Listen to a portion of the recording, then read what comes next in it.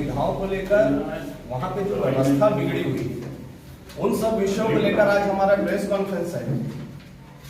Press conference जरूर समय भेंट मुलाकात कार्यक्रम जब राजनांदगांव में था 3 महीने पूर्व, तब भी युवा मोर्चा के हम साथियों ने इसी विषय को लेकर उनसे मिलने का समय मांगा था, लेकिन हम लोग को मिलने का समय नहीं दिया गया था। हमको गिरफ्तार करके डोंगरगांव भेज दिया गया था।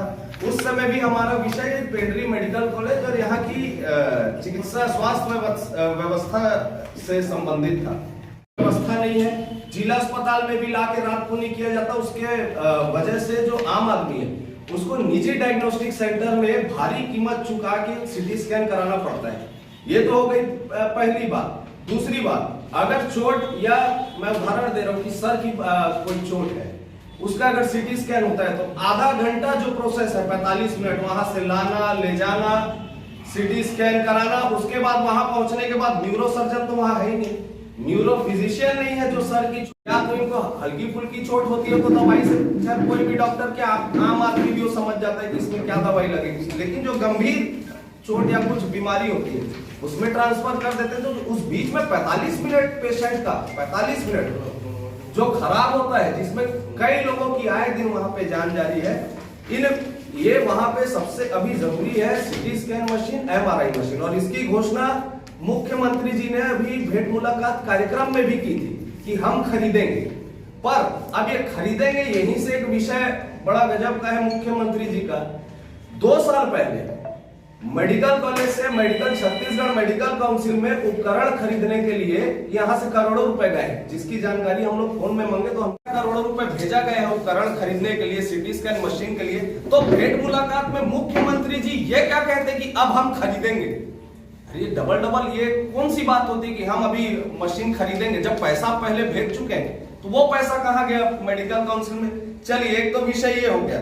300 नर्सेस की वहां पे आप मीडिया के माध्यम से ही जानकारी मिली, फिर हम लोग ने भी पूरा उस विषय को देखा है। 300 नर्सेस की जरूरत है, 176 पदों पे स्वीकृति की है और अभी वर्तमान में सिर्फ वहां 70-72 नर्स पद पर काम कर रही हैं। उसमें भी 10, 12, 15 किसी अपने व्यक्तिगत कारण से, पढ़ाई के कारण से या कुछ तकलीफ के कारण से उसमें सिर्फ 50 लोग वहां पे सेवा दे रहे हैं। वो लोग भी वहां मेडिकल कॉलेज के बाहर प्रदर्शन कर रहे हैं कि वहां पे भर्ती की जाए। इन सब ये भी एक वहां पे बहुत महत्वपूर्ण विषय है, क्योंकि ये तो स्वाभाविक है, मानवीय वो है कि वो मानसिक प्रताड़ित होंगे और उनके बिहेवियर आम आदमी से, पेशेंट से, उनके परिवार से बिगड़ेगा। न्यूरो सर्जन, न्यूरो फिजिशियन, ये भी वहां का सब ये हम लोग शुरू से, आज जब से ये आंदोलन को शुरू किए तब से हमारी मांग है न्यूरो सर्जन, न्यूरो फिजिशियन। वहां पे पद भी पेंड्री कॉलेज में है, पर समझ नहीं आ रहा है कि इन लोग क्यों वहां पे उनकी नियुक्ति नहीं कर रहे हैं। न्यूरो फिजिशियन की जरूरत है, न्यूरो फिजिशियन जो सर की बुखार वगैरह देखते हैं, न्यूरो सर्जन जो सर्जरी वगैरह करते हैं, इनकी वहां सख्त जरूरत है। खरीदना पड़ रहा है, ये दवाई का भी बहुत लगातार वहां पे शिकायत है।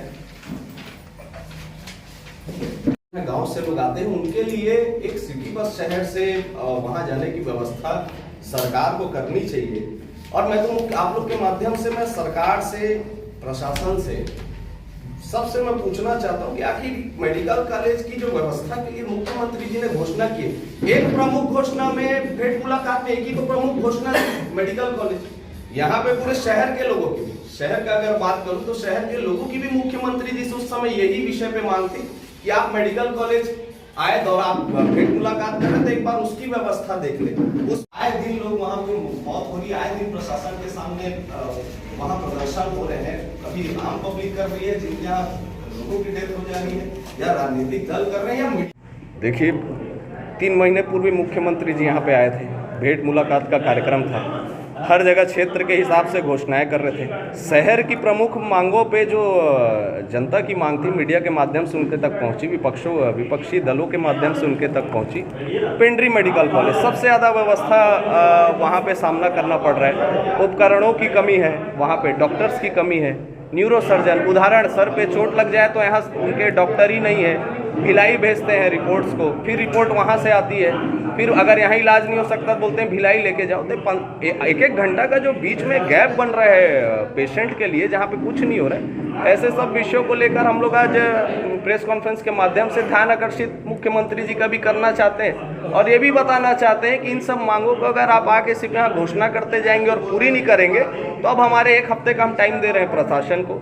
जो जो पॉइंट पे हमारी मांग थी, स्टाफ नर्सेस की जो कमी है, न्यूरो सर्जन, न्यूरो फिजिशियन, ये सब डॉक्टर्स की जो कमी है, जहाँ पे पद खाली भी है तो काहे अपॉइंट नहीं किए जा रहे हैं, ये तो सरकार और प्रशासन जाने क्यों इतना मौन है। उन्हीं सब विषय को लेकर फिर हमारे प्रदर्शन अब उग्र शुरू होंगे, जिसके जिम्मेदार प्रशासन होगी। और कोई हम लोग आम कोई ज्ञापन अब उनको नहीं देंगे।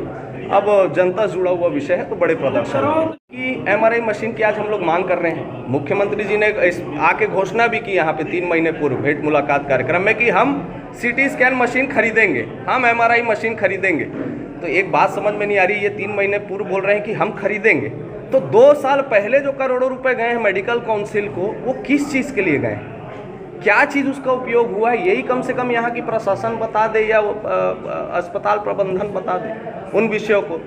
पहले पैसा भेज चुके और आज आप बस सिर्फ एक घोषणा करें कि हम इस चीज़ों को खरीदेंगे, भेज चुके और फिर आज बोल रहे हैं कि खरीदेंगे, क्या हुआ है। यही सब विषय को लेकर हमारी मांग है कि इसको इनसे अवगत करवा रहे हैं अभी की परिस्थिति, क्योंकि परिस्थिति और बिगड़ते जा रही है। कई बार ऐसा लगता है कि प्रशासन सुधार लेगी विरोध के बाद, या मीडिया अगर कोई किसी उनके तक बात पहुंचे, लेकिन ये व्यवस्था नहीं सुधर रही है। प्रदर्शन अब जहां से हम लोग को उग्र करना पड़े, जहां से इन विषयों को उठाना पड़े, ये वहां तक पहुंचा के हम लोग इस विषय पे ध्यान आकर्षित करेंगे।